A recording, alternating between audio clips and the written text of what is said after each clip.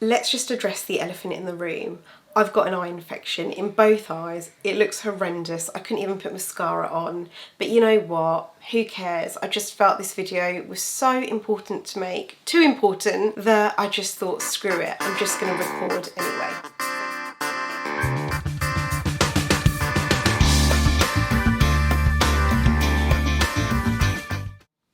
This video is all about me offering you practical advice on how to navigate the remainder of your pregnancy if you've been diagnosed with gestational diabetes. This isn't a video about me extensively covering meal plan alternatives or how to take your blood sugar. The reason being is that there are so many videos out there that cover all of that really well. This video is about me filling in the gaps and offering you practical advice based on my experience on everything else that I think is really important. This video is split into 5 sections. Practical advice on when you've first received your diagnosis, preparing for birth, following birth, postpartum, and my final thoughts. Practical advice upon receiving your diagnosis. What I would say is be proactive. Go out and seek support from those who are there to support you, whether that be your midwife, consultant, your health visitor, anyone whom you are seeing regularly who is essentially looking after you and your pregnancy. It's really important to have open, honest, transparent conversations. If you don't know what gestational diabetes is, ask them to explain it to you. And if you still don't understand, get them to explain it again. If you're not really sure how to take a blood sugar test, get whoever to go through it with you again and again and again until you understand it. Because when you are understanding your diagnosis and you are starting to have those conversations, it can be really overwhelming. There's a lot of information to take in. Bring someone with you, someone who you trust, who's really good at remembering things, who can be your second set of ears, and then relay that information to you once you've tried to assimilate it yourself. The next thing would be to invest the time and money in seeing a nutritionist.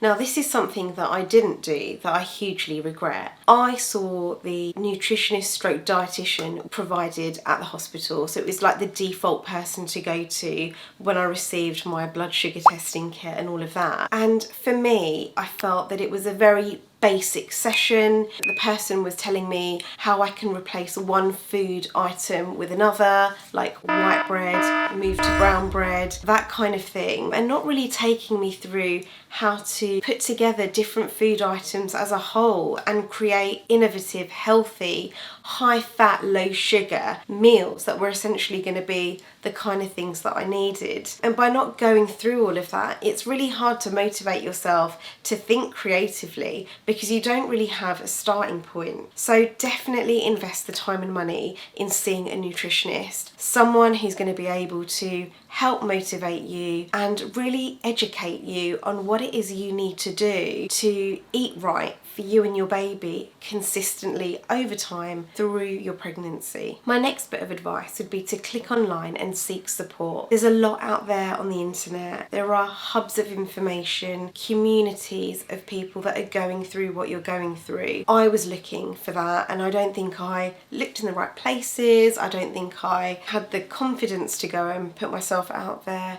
because I felt so vulnerable. I wish it was something that I would have done because ultimately I was just looking for real, raw and relatable advice. As I mentioned before, I'm not really going to talk much about how to take a blood sugar test, but I will mention 2 practical points. So what I will say is you want to be consistent with your blood sugar readings. Try and take them at the same time every day and also when you've been asked to take them. So me, it was first thing in the morning, it was an hour after breakfast, an hour after lunch, an hour after dinner. So 4 times. The next thing is when you're taking your readings, your fingers can get really sore. So what I would suggest is cycle through each hand and then back again, but maybe start on one side. So you do this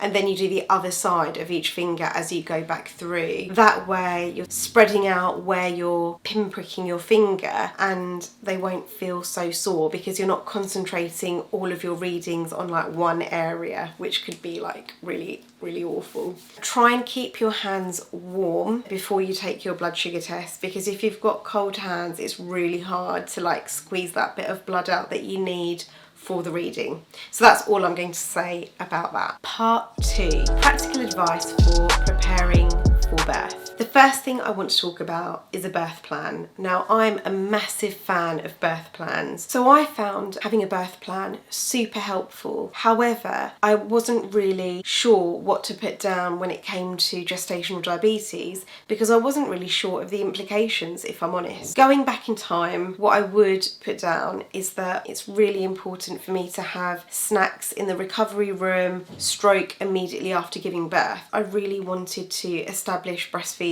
as soon as possible, and I wasn't allowed to until my blood sugar was at a certain level. I wasn't allowed to take snacks in recovery, and then once I'd given birth, the team had realised that my blood sugar had plummeted, so they were scrambling around trying to find me something to eat to raise my blood sugar, and nothing was working. Cycling back in time, I wish that I had been allowed to take all of those things with me, and I think if I'd put it in my birth plan, perhaps it would have been taken more seriously and they would have accounted for that. So the second thing that I wished I'd put on my birth plan, or I would going forward if I was to do it again, would be to have more hands-on breastfeeding support immediately after giving birth. There wasn't a huge commitment to help me establish breastfeeding because my daughter had neonatal hyperglycemia, so her blood sugar had dropped significantly as well. The priority, of course, was getting fluids in her and raising her blood sugar, and because my blood sugar was so low, the only way to do that was with formula. But then as she was taking to formula and her blood sugar was increasing, I kind of felt like the prospect of me breastfeeding became smaller and smaller in the eyes of the people looking after me. Now, I gave birth in lockdown, so I didn't have my birth partner, my husband, with me to advocate for me. It was all really overwhelming.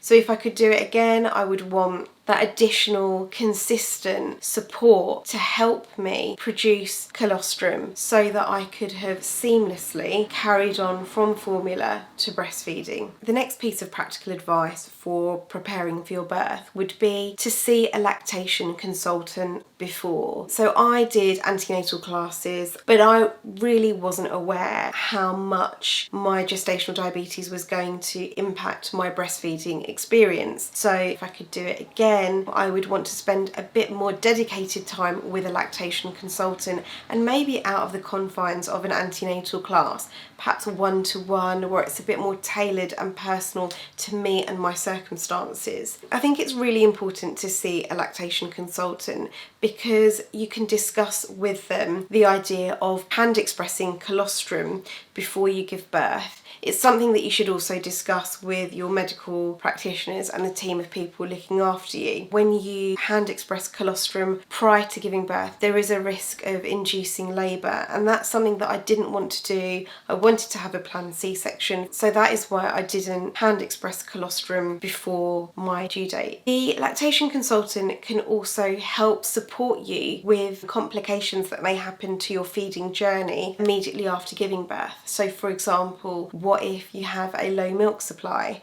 How do you navigate that? Should you bring pumps to the hospital to help stimulate your milk production? I say this because there wasn't a huge commitment to help me establish breastfeeding, and I kind of felt neglected on that front. I was given hospital grade pumps the following day, but between sort of trying to produce a bit of colostrum and the next day, there wasn't a real push to help me produce that colostrum and hand express and everything like that. If I was to go through another pregnancy and have gestational diabetes and choose to breastfeed, I would be inclined to bring electric pumps with me to help stimulate my breasts so that I can produce colostrum. But this is something that you need to discuss with someone qualified like a lactation consultant. Practical advice for following your birth. So after birth, it's really important that your baby's blood sugar rises if it has dipped, and that will be monitored by a number of blood tests taken before a feed and an hour after a feed. Now, I found this really hard to observe. I'd had a C-section, I wasn't mobilised for a lot of these blood tests, and I just felt really helpless. If I could go back in time, what I would have wanted to do would be to hold my daughter as she was having the blood tests taken, to be able to wipe her foot before the midwife covered it up. When I was observing this, I wasn't given that option.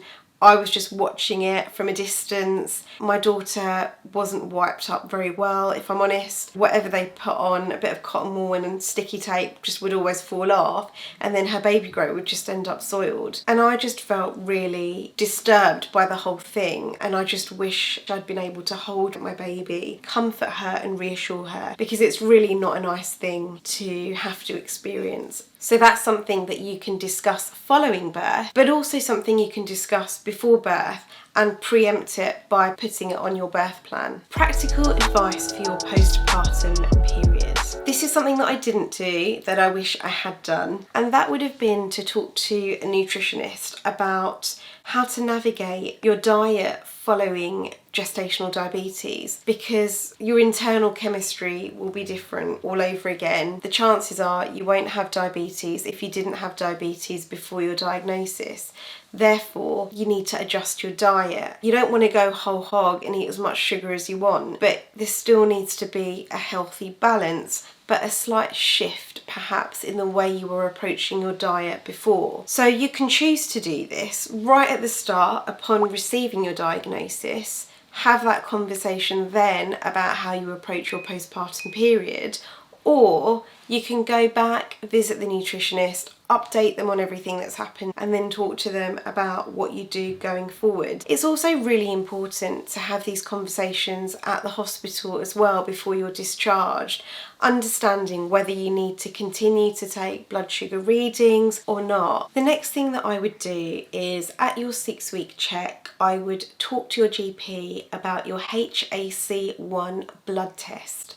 So this is a blood sugar test that is taken roughly 3 months postpartum. What it does is it looks to see if you still have diabetes. It's a really important blood test to take. So it is advised here in the UK that you take it roughly 3 months postpartum, but then every year thereafter, because you are at an increased risk of getting diabetes. Okay, final thoughts. I have polycystic ovaries, and I found that having now approached my diet in a slightly different way and having tweaked a few things, that my periods are really regular now. When you're figuring out what to eat and you've got the support of people around you, the people looking after you, your medical practitioner, your nutritionist, it's really important that you take on their advice. You don't starve, you eat smartly, because if you starve, you will get hypoglycemia, which is not good for anyone. The second thing would be to surround yourself with people who are prepared to listen and understand and not be ignorant about your diagnosis, because there are people out there who just won't get it and they will lack empathy. You don't need to be around people that are going to give you unhelpful comments and make you feel a certain way. Take it one day at a time. Don't focus on the whole 3rd trimester, getting through your birth and then the HAC1 blood test postpartum, because it can all be really overwhelming. You want to just go day by day. Have an outline of the things that you need to approach. So yes, I need to talk to my consultant about this, and I need to book in to see a nutritionist, and I need to go and speak to the lactation consultant. But at the same time, one day at a time. Finally, I found meditation really helped me just get through my pregnancy. I had gestational diabetes, I had a growing clot in my placenta. There was just a lot going on, and it did get really overwhelming at times, especially making trips to have scans. At one point I was having a scan 3 times a week, particularly in the final trimester, and I was just exhausted. I was getting my bathrooms done at the same time. That wasn't smooth sailing. Then lockdown happened. Oh, it was just a lot. It was just a lot to process. Each pregnancy, each journey is different and will be overwhelming for different reasons. Honour that, know that it is hard, but try and find ways to de-stress. I found that listening to a 20-minute guided meditation each day after having a shower really helped me to unwind and keep calm, and just committing to that practice helped me just get through some really difficult times. I do have a sister channel called Meditate with Rima where I've started to upload meditation tracks there. I will link it in the description box down below. You are welcome to have a look at those meditation tracks, and if there are any meditation tracks that you would like specifically for gestational diabetes, let me know and I will start putting some together. Okay, so we've now come to the end of the video. Thank you for listening. I know it was quite a long video. I wish you the best of luck with your pregnancy journey and your birth experience. Until next time, take care.